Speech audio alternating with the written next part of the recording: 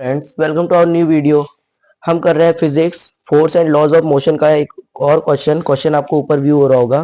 Question है आपका, ए 8000 kg engine pulls a train of 5 wagons each of 2000 kg along a horizontal track if the engine exert a force of 40,000 newton and the track offer a friction force of 5000 newton, then calculate the net accelerating force and the acceleration of the train। तो देखिए आपको क्या क्या given है। सबसे पहले तो हम गिवन लिख लेते हैं, ठीक है। हमें गिवन क्या है, मास ऑफ इंजन।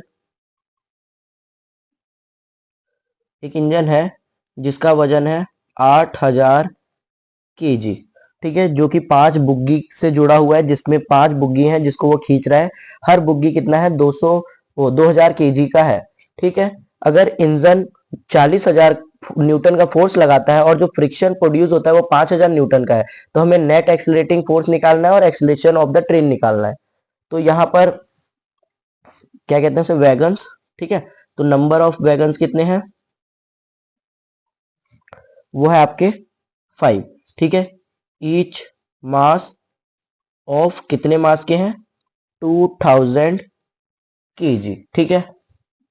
और क्या हो रहा है, force by the engine, force exerted by engine, engine के द्वारा फोर्स कितना लगाया जा रहा है, 40,000 न्यूटन का, ठीक है। और फ्रिक्शनल फोर्स कितना लग रहा है, फ्रिक्शनल फोर्स बाय ट्रैक्स कह लो या इंजन के व्हील्स के द्वारा कह लो, वो लग रहा है आपका 5000। तो ये जो 5000 न्यूटन लग रहा होगा, ये क्या होगा, फ्रिक्शन फोर्स है, अपोजिट लग रहा होगा। जो फोर्स लगा रहा है इंजन उसके विपरीत लग रहा है, ये माइनस का होगा, ठीक है। अब जैसे मुझे नेट एक्सीलरेटिंग फोर्स निकालना है, नेट पहला पार्ट है हमारा नेट एक्सीलरेटिंग फोर्स, तो नेट एक्सीलरेटिंग फोर्स वो क्या हो जाएगा आपका, इंजन कितना फोर्स लगा रहा है, 40,000 का, फ्रिक्शनल फोर्स कितना है, 5000 का। तो नेट एक्सीलरेटिंग फोर्स हो जाएगा हमारा 40,000 प्लस माइनस का 5000। अब ये जो ये वाला है, ये माइनस का क्यों लगा है, क्योंकि जो ये फोर्स है फ्रिक्शनल फोर्स, ये अपोजिट डायरेक्शन में लग रहा है।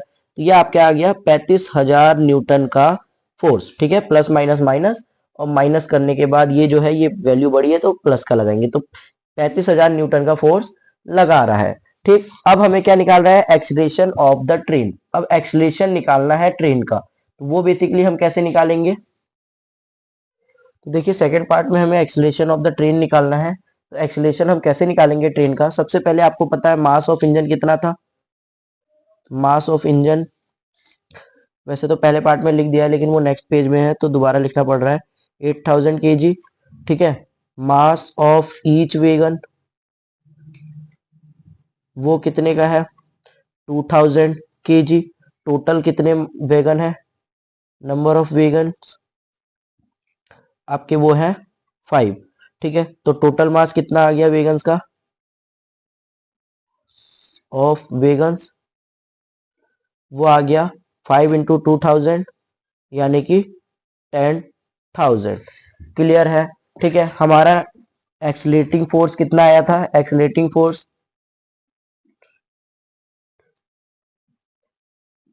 वो आया था आपका 35,000 न्यूटन का।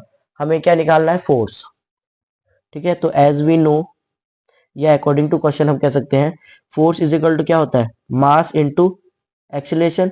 ये जो मास होता है ये टोटल मास होता है, ठीक है। तो सबसे पहले तो मैं टोटल मास ऑफ ट्रेन निकाल देता हूं।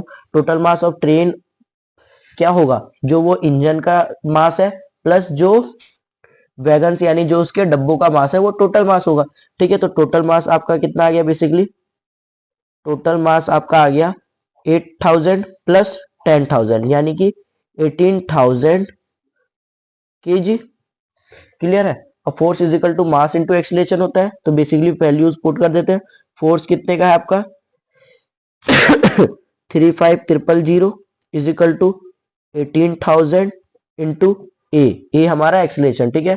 इसको इधर भेज दिया तो कितना आ गया 35,000 अपॉन में 18,000। इसको सॉल्व कर देंगे तो हमारा क्या आएगा, एक्सीलरेशन आ जाएगा, जो कि आएगा आपका ये 0 गया, 0 गया, 18 से 1 जा, पॉइंट लगाया, 18 9 जा और 1.944 मीटर पर सेकेंड, ये आपका क्या आया, एक्सीलरेशन ड्यू टू इंजन आया है। ठीक है, तो इतने का फोर्स लगेगा जब, तो उसका एक्सीलरेशन इतने का होगा। क्लियर है? Thank you for watching.